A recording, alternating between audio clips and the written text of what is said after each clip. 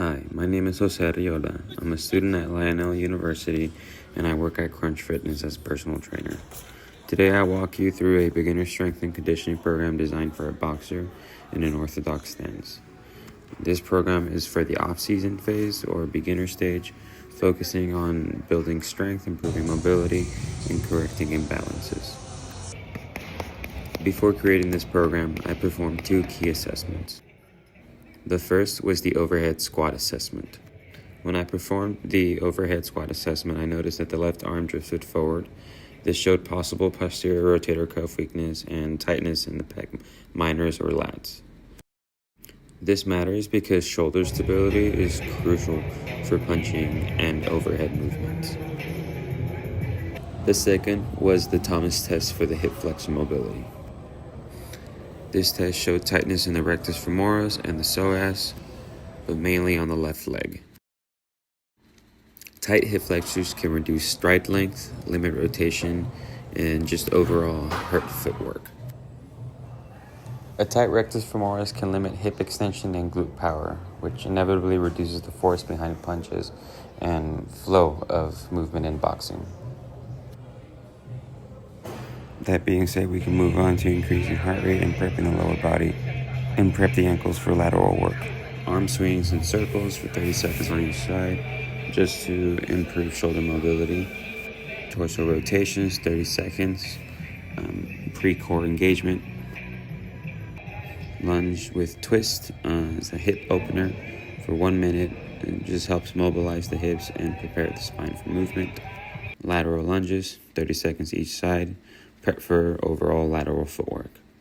All of these movements improve range of motion and neuromuscular activation. Then we're going to go ahead and move on to our plyometrics and agility, starting off with squat jumps for a set of 3 with 6 reps and 30-second rest in between. This helps develop lower body strength and power for explosive movements in boxing. Then we moved on to lateral ladder shuffles for a set of 3 for 15 seconds with a 20-second rest in between. Overall, trains change of direction and speed for ring movement and increasing reaction time as well. Then we move on to speed skaters for the set of 3 for 8 reps on each side with a 30-second rest in between. It helps build lateral power and balance.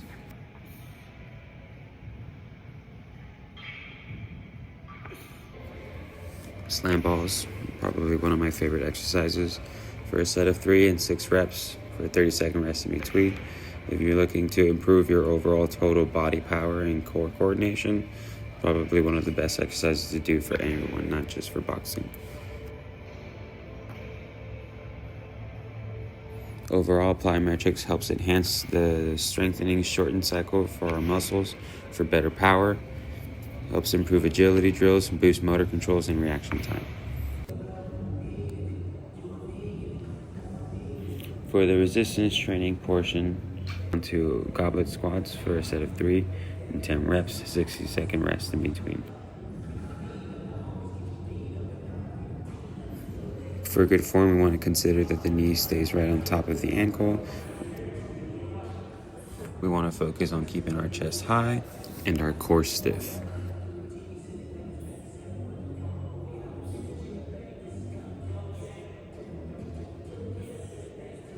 For the push section, we're doing floor presses with dumbbells for a set of 3 and 10 reps with a 60-second rest in between.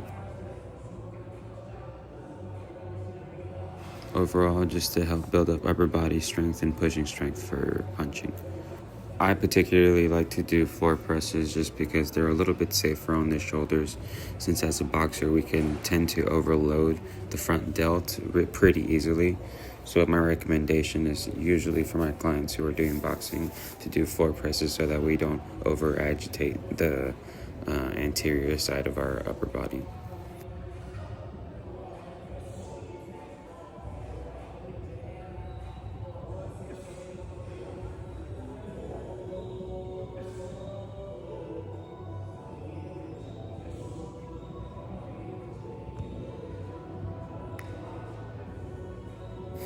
Then we move on to a single arm dumbbell row in a bent over position for a set of 3 and 10 reps with a 60-second rest in between.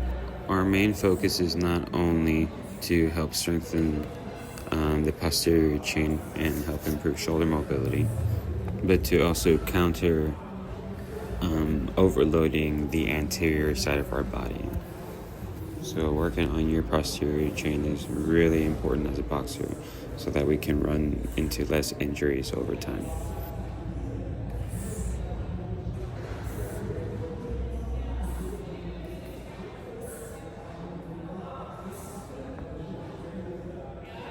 Another good exercise to do would be external rotations with the band for a set of 3 for 12 reps and 30-second rest in between. Very light movement does not need to be explosive, but it helps strengthen rotator cuff and improves overall shoulder health.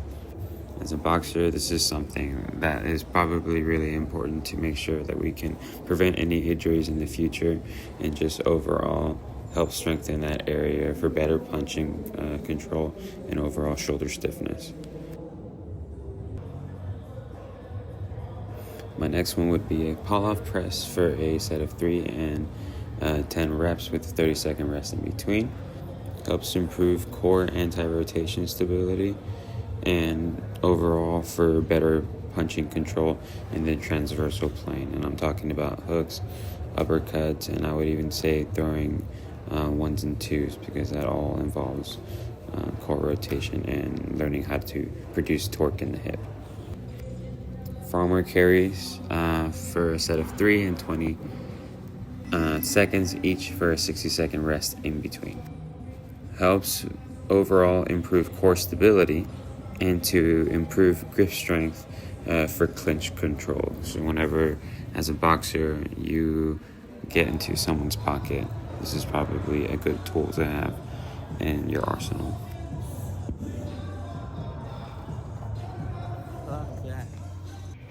Ended with the side plank for a set of 2 and 20 seconds each side, overall to improve core and shoulder stability. This variation of the side plank is a little bit more targeted, helping to engage the glutes as well, just that much a little bit harder. Really good for those people who don't know how to engage the glute before their session.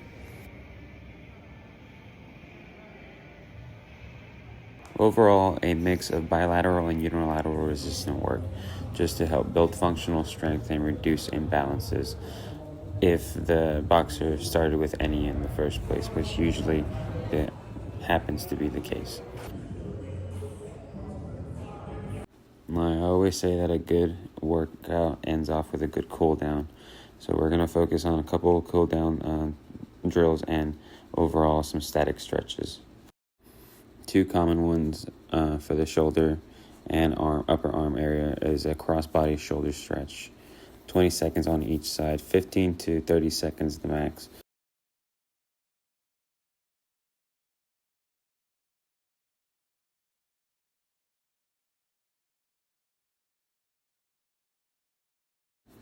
Then we move on to a tricep stretch by bringing your arm above your head and wrapping your forearm behind your head and using your opposite arm to pull on that elbow and get a good stretch around the tricep area. And again, holding it for 15 to 30 seconds.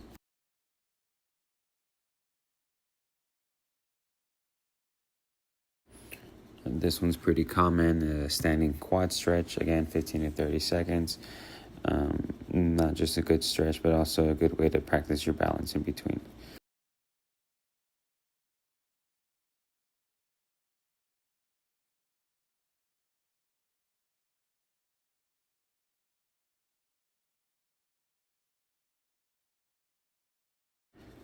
This is personally my favorite one that I've given to a lot of people. It's a hip flexor lunge stretch with a pelvic tilt and a side lean for 15 to 30 seconds each. A lot of people tend to have pain in the hips or lack of mobility because of our hip flexors being overly stiff. So a good movement would be tilting the pelvis, pushing the psoas muscle, and then by squeezing the glute, and then leaning over to the side, opposite side of where the hip flexor is. so that you may stretch the psoas muscle and reduce some of that stiffness. This has helped a lot of my clients in the past, and I do recommend doing this for anybody, not just for boxing. The next one would be a combination of a hamstring stretch and a rectus femoris stretch by getting into that lunge position and pulling your glutes all the way to the floor, getting that hamstring stretch for about 15 to 30 seconds, and then coming back into the lunge position. And move yourself forward by bringing your hips over your knees and to get that good stretch in that rectus femoris or just in that quad section. Static stretching for 15 to 30 seconds max helps just reduce tension and improve flexibility overall over time.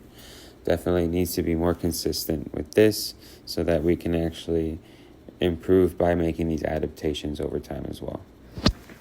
This last move is called threading the needle. Overall, getting the middle part of the spine to turn and to relieve a lot of the stiffness that we've acquired throughout the whole exercise.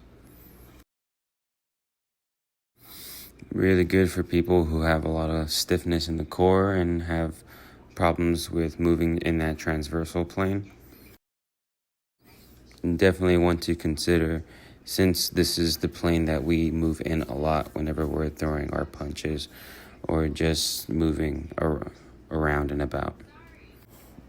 Overall, this program builds strength, helps improve mobility and power for a beginner boxer while also correcting any imbalances or instabilities that we might have.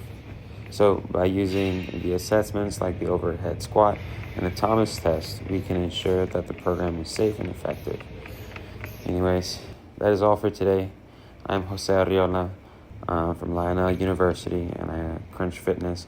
Thank you for watching. Goodbye.